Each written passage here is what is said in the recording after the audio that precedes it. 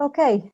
Do you want to listen to the second and third answer, James? Yeah, Yeah. sure. So shall we go for the second round? Let's start with Heidi now. Heidi, do you want to tell us your second and third, or just second? Yeah, James? do second and third together. Second and third. Good. I'm going to start with what are you most liked for? I really went into my mind, and what I'm most liked for what I receive most is comments on my voice. So what I'm most liked for will be my voice, and sometimes my joy or an insight. Those would be the main three things. And how do you express yourself most gracefully? I wrote first dancing and words. I think teaching yoga brings that kind of together. It's a bit like stand-up poetry.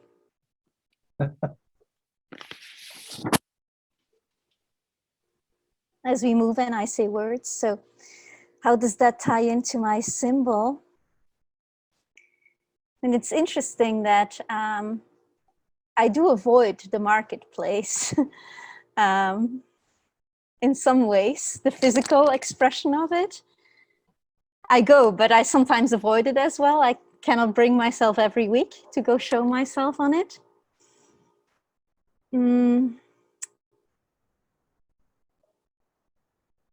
I'm contemplating how I wouldn't get too ties lost. in.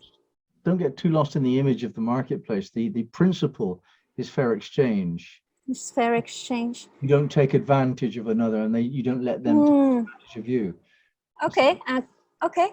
This speaks to me because I feel that in this graceful expression comes the idea that I feel when I teach a yoga class that I receive more than what they receive, and it's always a moment of healing and recharge for me.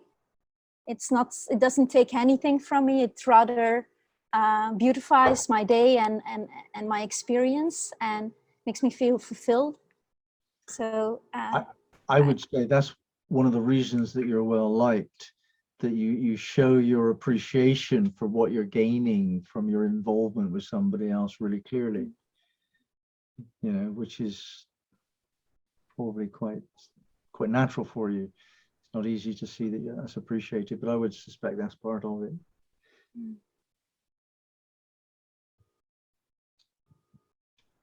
Julie, do you want to go to your second and third answer, please?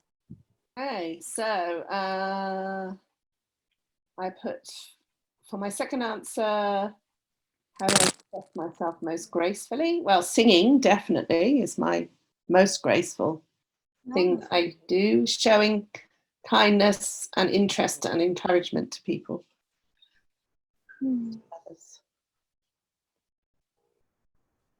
My third answer is, what am I most liked for? I think I'm most liked for enthusiasm, joy, playfulness, and kindness.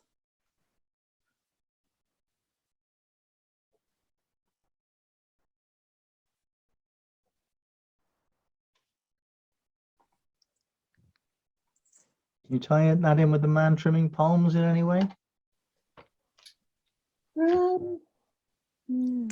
Well, I suppose he's tending to the palm tree, trying to make it beautiful. Sure. Another interpretation or strapline for this one is tidying up the expression of personality. And I think that's something I recognize within you. You do make sure that your presentation is as smooth as it can be. I would say you're always saying, if it's okay, can I say this? And as a facilitator of the 7 Words group, you're very accommodating and soft, and you give people time, and you're not coming across in any harsh or dominating way. You trim your own personality to make it elegant, I would say. Okay. Is that a positive thing? It's Yes. positive the way you do it, yeah. Okay. Okay. Heidi, do you want to say something? Mm. I was going to offer that the palm tree is also an expression of joy, and it gives the most wonderful fruit. It's very giving. It gives coconuts with coconut water. It's like water already in a container that tastes so much better. Like, it's such an expression of joy as well. And yeah, I can feel that within you. Oh, thank you. Hmm. It's a very unusual tree, isn't it? Palm tree. Mm. Wonderful tree. Amazing. It's not like any other that I've ever come across. And the water is wholesome as well, isn't it? Even the water from the coconut and the coconut flesh, it's really wholesome. Yeah, it's already filtered. It's ready. Wow, that's nice. Okay. Katerina, do you want to go to your second and third answer, please? Oh, do you? What? Yeah, how express yourself most well. Okay. Um,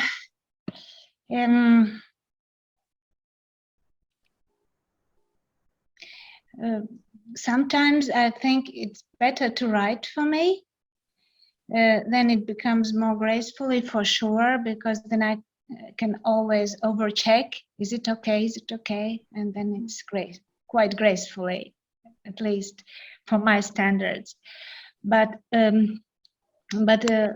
lot of times I still talk and perform, and especially in the family environment, because when I was a child, I was always somehow asked to either to do a poem or to sing or to dance something. And then when I grow older, I was always this just the clown of the family, who always has to when there is a celebration, I just lead these family unions, and whether it's my grandma, mom or dad or sister or whatever, I have to perform always and do it in a way that people love. This has always been somehow what I do. And so I suppose I can do it quite gracefully, not offending anyone. Okay, so that is what I do. And then, and also in my work with kids, I guess, yes. I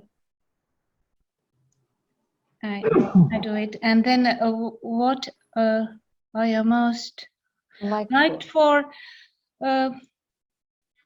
When I bring this joy or lightness and humor and yeah, this what I treasure the most, it is this childlike performance where you can make a mistake also, and this wouldn't be criticized, but it would be welcome, because a clown should make mistakes, supposed to make mistakes, and this frees myself, because I really like paradox and I like humor also when other people do it. This is something I really appreciate. Is there any part of you that represents a mutation, a very serious shift from old traditional ways, where you are the odd one out, the black sheep of the family? Are you considered strange in any way? I'm so cautious, James. I know that how to do it so that it wouldn't be so strange that it is embarrassing for me. So yes, I can say that it's very easy for me to turn into this status as a black sheep. Do you use this clown persona to represent new mutations, to break old traditions and get people to think about things in a new way? Oh, definitely, yes. And this clown actually is for very serious things. Sometimes when I want to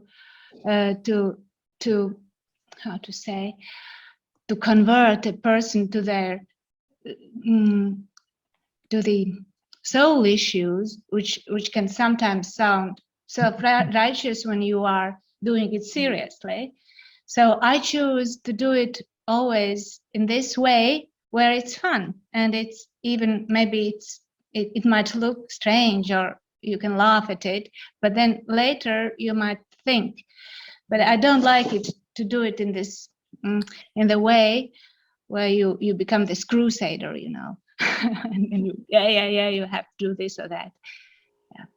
So that's something to think about, isn't it? If you want to move towards being a leader or a shaper of thought, a teacher of some kind, you might find that the clown, the use of humor, may well serve you well. That might well be a glamour that you can use.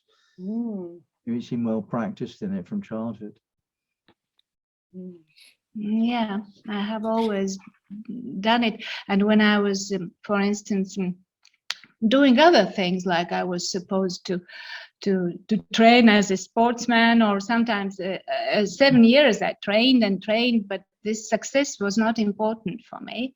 For me, there was always in between, in the changing rooms, I was doing this clown thing to relax people from stress, from competition, from everything which is considered success, as Richard said also. Yeah, success is not important for me in this. Success for me is when people feel good about themselves. This is my success.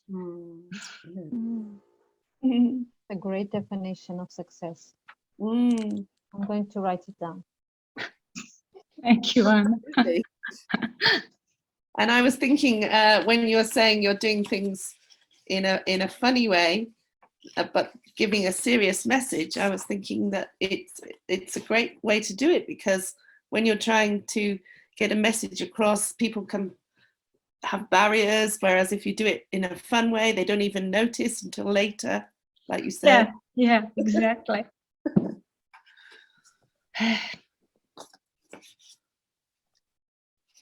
Okay, shall I do mine? Yeah. How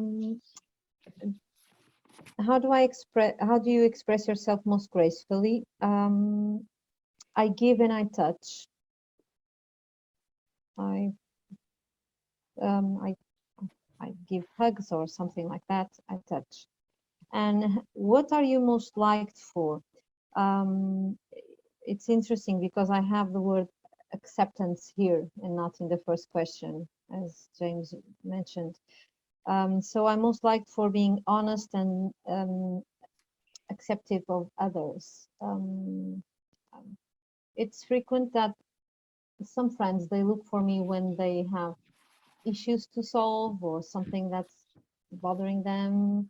They don't necessarily call me for parties or for dinner, yes, but I had this friend, and once I talked with her about this. Look, you only invite me when you have a serious problem. I mean, you don't, and then I know you have all these lunches and dinners, so what's going on? And she said, oh, I didn't notice I did that, but she did. So I think that I give to others the acceptance that I expect them to give me, probably. Can you see that relating to the gesture? Yes, yes. The gesture knows what it's like to be performing, or just not performing, but expressing their shadow side or whatever it's going on their heads, on their hearts. And so they understand that everybody has that side and needs that side to be vented out or shared. Or Yeah, and the other side of being the Halloween gesture is being the person that puts up with the Halloween gesture. And you're taking that role, aren't you? Yeah. Acceptance, unjudgmental acceptance. That's the whole thing about the image, that you can put up with people and you need to be put up with yourself. And those are the two strongest things that you said. You want what you call loyalty, but really acceptance from them, and you're well liked because you give acceptance to them. And that's the essential message of the Halloween gesture, I would suggest. There's a big difference, though, between acceptance and tolerance, isn't there? Yes. Yeah. It's not tolerance. It's not tolerance. It's not Okay, tolerance. great. But you did call her on it. I'm not very tolerant. If there's something I don't like, I really, Fabulous. I don't necessarily point it out. I don't make a big fuss of it. But I just, it's not working for me. See it in your face. Yeah. I'm What's not the sure. difference? What's the difference? You can accept everyone, anything, except when it becomes intolerable. So what makes it become intolerable? The level of connection that I have to the other side. If I take on the responsibility of accepting the other side, if I do have a connection and that person is meaningful. If I don't, and a connection is something reciprocated, so it's not just on my end. I have to feel something from the other end. If this is just, yeah, you're trying to have more than what you give, then it's just not going to happen. Hence the word loyalty and not acceptance. Yeah. Yeah. So you're willing to accept somebody absolutely as long as you've made that deal and it's reciprocal. Yeah. Otherwise, you're intolerant. It's clear. You can work around that. I'm a horrible person. It's the You new are very honest. I would like to learn some of this, Anna. It's Yeah. a very rocky world, the world I live in. So rocky and dry. So yeah. James, do you want to tell us yours? Thank you. I express myself most gracefully when I'm dancing. And I would guess that if anybody likes me, it's because I can explain things clearly. Yes. I can't think of any other reason why they might want to like me. Because you're such a good dancer. Yeah, it's probably that. Yeah. Because you used to play rugby. No, I don't think. Well, maybe there's a couple of guys who still like me for that, but No, it's the green hat for sure. yeah, I mean, the humor is a part of it. I've got my own brand of humor, but I think of myself as being humorous. But I'm afraid I'm probably the only one who does. What about listening to people, James? Sorry? What about listening to what people are actually saying? Yeah. I think that's a likable. Yeah, I get that that's an important part of what I do, but the difference between tea and sympathy and what I try and do is actually hear what's said and then say that is how you understand this, and that's a little more unusual, I would think. Really? So, and Is it distillation? Distillation is a good way to frame it. Yeah. And that's the winter frost in the forest. This tree has got no leaves. Let's forget all the glamour and the bullshit and what you want me to believe about you. That's what you are, and actually, it's fine. I like that. I don't like all the fluffy, glamorous stuff. I like the real you, and I think that people notice that that's what matters to me. I like the authentic person, and that's appreciated. It's recognized and appreciated. I agree. And in dance, I mean, when I say I express myself gracefully in dance, I don't think it's something that would ever be considered a beautiful dance. It's not it's not the leaves that are graceful. It's there is no difference between what I'm feeling and what I'm doing. And there are some people, very, very small number of people who manage to stay up late at a party. This only clicks in at about 3 o'clock in the morning. You know, there's a few people dancing, and there's this reality. There's this zinging buzz of reality when people are actually dancing the way they feel, and there's no show and there's no interpretive judgment. You know, you just allow the body to be a part of the music, and I learned how to do that at some point. You know, teaching dances of universal peace, that was my job, is to show people not the dance movements and that necessarily I had to do all of that, but just to say, no, you're breathing in the wrong way. Just breathe like this, and then you could get to the state. It was that subtle, and I couldn't do it unless I could actually get into that state and hold that state when others could not. Does wildness feature in your dance? Yes. But is it a specific dance, or is it just allowing yourself to be free under the music, or what? Yeah, just that's all. Just letting myself into the music, go into the music. It's not really graceful, you know, but the truth of who I am expresses. I mean, when I was taught the tango recently. I was like given a few lessons to dance the tango, and the tango teacher, he was absolutely impressed with me. He said, you're amazing. Nobody can do the tango like that. How come? You know, and the answer is that I've been doing 30 years of training as Dances of Universal Peace teacher, you know, and that means that you have to just feel the energy before there's any signs of it. And that's how the only way you could do tango is if you know what your partner's going to do before they can show you. And there's this sensitive interaction, and that's the dance, and it's a bit of a rare skill, and I pride myself on having trained in that. Yes, it's very difficult, tango. It's extremely intimate, and I remember taking a few classes, and the guy was constantly saying, like, connect to my heart, connect to my heart. I found it actually pretty scary. I wasn't Well, I think it would be yeah, I think it would be different now, but yeah, go ahead. Yeah, it didn't strike me as an instruction worth giving. This dancing is saying, look, connect with your heart. I thought, well, what on earth? How else? What? I misunderstood something. So, and I didn't realize quite how different it was, especially for a man. I mean, there was one other woman there who could do the dance, but there weren't no men.